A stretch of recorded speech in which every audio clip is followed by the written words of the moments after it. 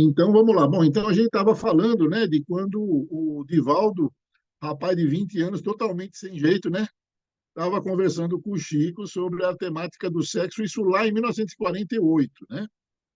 E aí o Chico disse o seguinte, né? Cada um de nós é um ser com características específicas na evolução.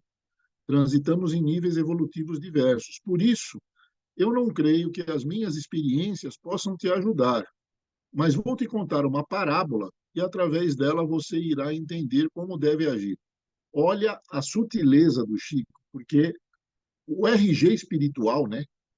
Muitas vezes o filho, a filha, a criança, já tem uma vivência muito maior do que quem está se apresentando como adulto que está tentando explicar alguma coisa, né?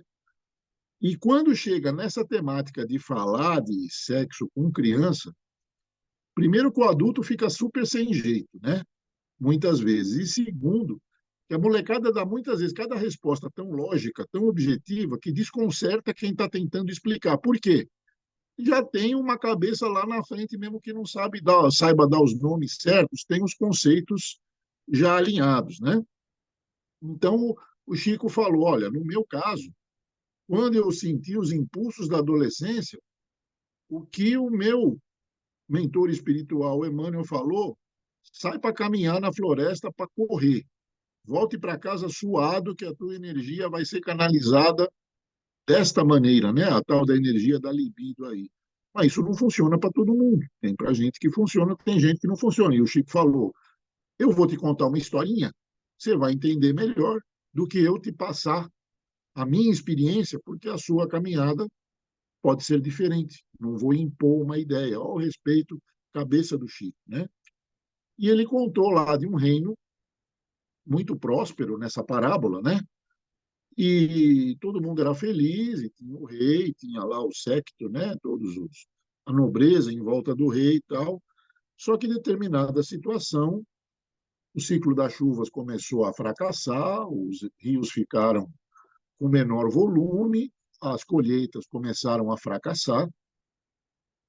Chegou um ministro lá que era muito consciente das necessidades da população, falou: Majestade, o povo vai começar a passar fome em breve.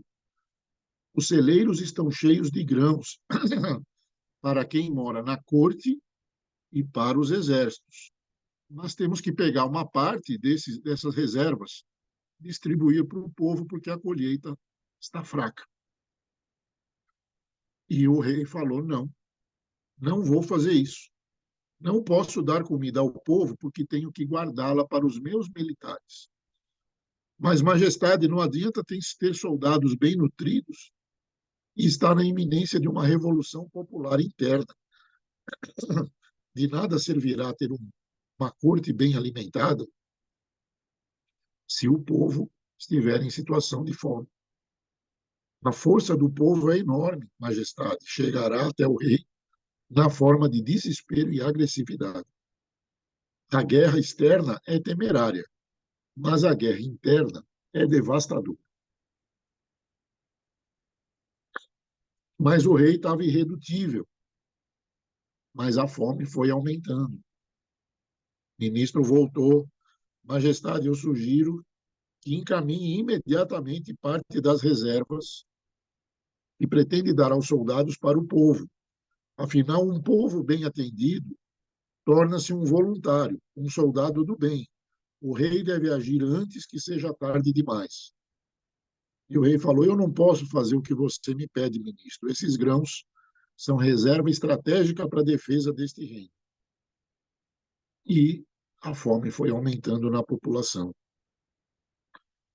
Aí chegou uma hora, o rei foi vencido pelas evidências. O povo estava todo procurando invadir as despensas, né, dos palácios para pegar comida.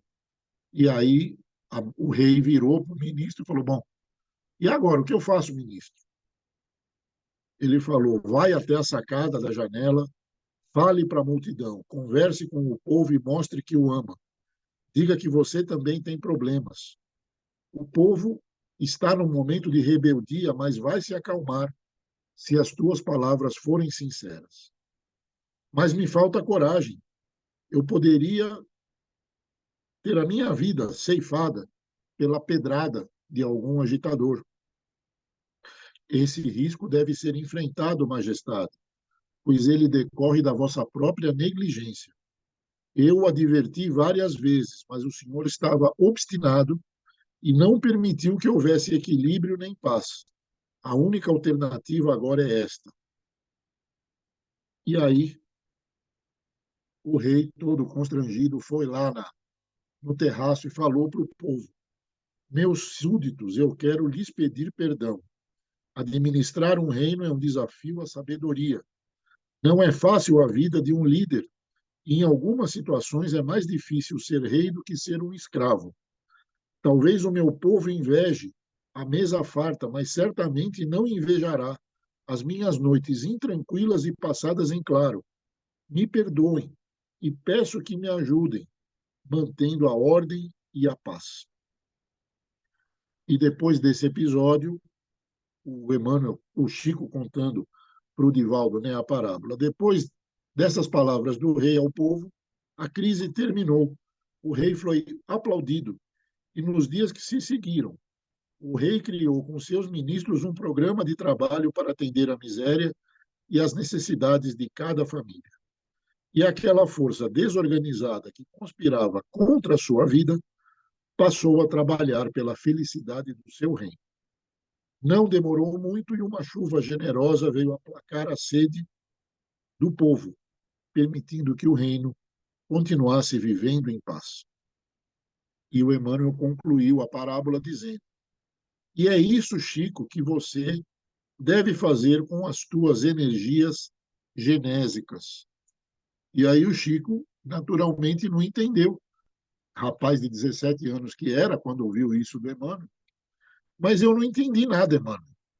Qual a relação entre essa lenda e os meus conflitos no campo do sexo? O que tem a ver isso com os meus conflitos sexuais? E Emmanuel respondeu: Tu és o rei feliz nesse reino glorioso que é o teu corpo. Como espírito reencarnado, tu és o administrador de trilhões de súditos, que são as células do teu organismo.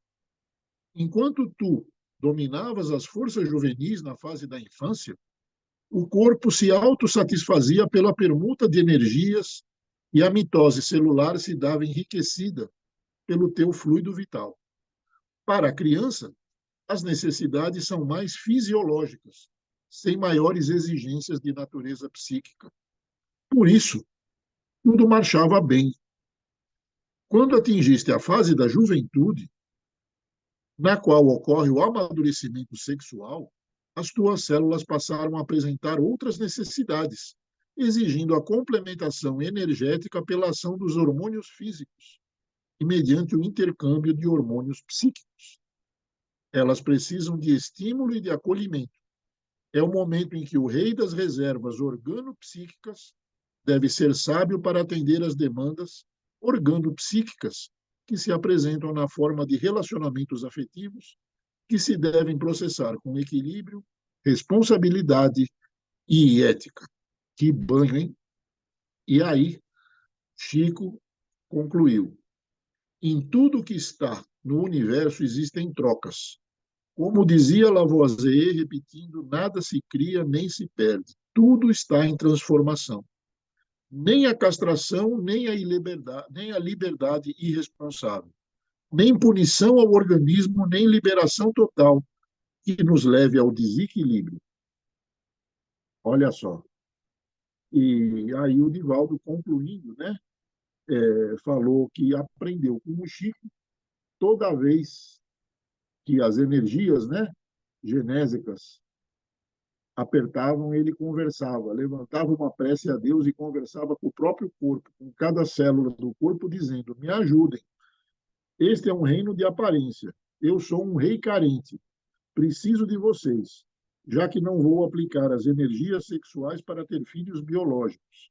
Eu desejo que vocês venham até mim para construirmos filhos espirituais. Quer dizer, canalização de energia. O próprio Gandhi, né, já tinha feito isso e ensinado isso. Quer dizer, então é caminho da espiritualidade, né? Isso fecha essa conversa com o Chico, né, que tem lá no capítulo 1. Agora, só para a gente falar rapidamente sobre a concepção, né, aqui do sexo e consciência, isso o Divaldo conta que estava em fevereiro de 2002, lá na Califórnia, e quando estava num hotel, hospedado, fazendo uma série de palestras, quando apareceu numa certa manhã o espírito do Manuel Filomeno Miranda, falou: vamos conversar. E ele falou: pois não, precisamos mandar um novo livro para frente aí, quero saber se você pode me ajudar. Pois não. E naquela manhã saíram 3 capítulos aqui do Sexo e Obsessão, né? É um livro que começa contando a história de uma escola que tinha um padre jovem chamado Mauro, que era um dos educadores principais da escola, que tinha uma dirigente lá muito responsável. Só que esse Mauro, ele em determinadas situações identificava um garoto de determinada turma, levava para a biblioteca, trancava a porta por dentro e ali coisas aconteciam, né? E aí um dia a diretora dessa instituição foi induzida pela espiritualidade a entrar na biblioteca na hora H, onde ele estava, o padre Mauro estava seduzindo um garoto de 7, 8 anos de idade, né? E aí começa o livro contando que esse padre Mauro já trazia, né, um pretérito encarnatório dos mais desfavoráveis no campo da conduta, né, do sexo, essa coisa toda, que tinha se comprometido a renascer como padre exatamente para consertar o que tinha deixado para trás, só que voltou usando todo o know-how das encarnações anteriores. A força que existe na tal da experiência anterior é impressionante. Então, daí a razão pela qual na doutrina espírita é tão recomendado a reforma interior através do amor, né, incondicional. Porque através da reforma interior a gente consegue fazer melhor dessa vez do que fez no pretérito. E aí superar a força que existe nas experiências anteriores. Camarada foi ladrão, ficou rico roubando lá para trás. Apesar de todo o planejamento reencarnatório, ele vai ter dentro dele que superar essa tendência a roubar. Senão ele vai roubar de novo. E aí vai aflorar todo o know-how, toda a experiência que ele tinha do passado, né? O cara foi mentiroso, o cara foi corrupto, foi corruptor, tem a facilidade da força da experiência anterior, daí a necessidade da reforma íntima. E aí ele vai contando, né, que as mesmas situações ele foi levado pelo Manuel Filomeno Miranda a um local, numa região de Umbral, né, que chama de cidade perversa, né, se eu não me engano, né? O mesmo quadro que já tinha sido descrito por Ivone Pereira em Memórias de Suicida, que já tinha sido mostrado para o Chico Xavier, pelo Emmanuel, numa outra situação, e aí ele segue contando, né, como era, né, essa cidade espiritual, que era uma coisa onde só a depravação existia. E lá, nessa cidade espiritual, o dirigente, né, o que liderava ali toda a bagunça, era aquele cara que ficou conhecido na história aí ocidental como Marquês de Sade, né? E aí começou a existir todo um trabalho da espiritualidade que é descrito, né, aqui no Sexo e Obsessão, em cima do Marquês de Sade para ele murchar a bola. E se formou. Ó, estamos falando, na verdade, de 2 livros, né? Sexo e Consciência. Agora estamos entrando no Sexo e Obsessão aqui. Como é que foi resolvida boa parte da questão naquela cidade perversa, inclusive o resgate, né, da vinculação fluídica desse padre Mauro com aquele local que ele frequentava como desencarnado e como encarnado durante o período do sono, botaram a mãe do padre Mauro na parada. Ela foi resgatá-lo, né? E quando mãe com esse coração de amor incondicional, que se coloca em risco para ver cada filho fora de risco, foi aí que despertou a consciência, né, daquele que era conhecido como Padre Mauro, e aí ele entendeu uma série de coisas e entrou, abriu o coração e o entendimento, ampliou a consciência para a luz maior do amor e a claridade. Bom, aproveita que tudo isso que eu falei, quando eu estou assim dando, como é que fala, spoiler de 2 livros, de graça, não estou contando, não estou cobrando nada, precisa mandar Pix, né? Mas são 2 leituras, né?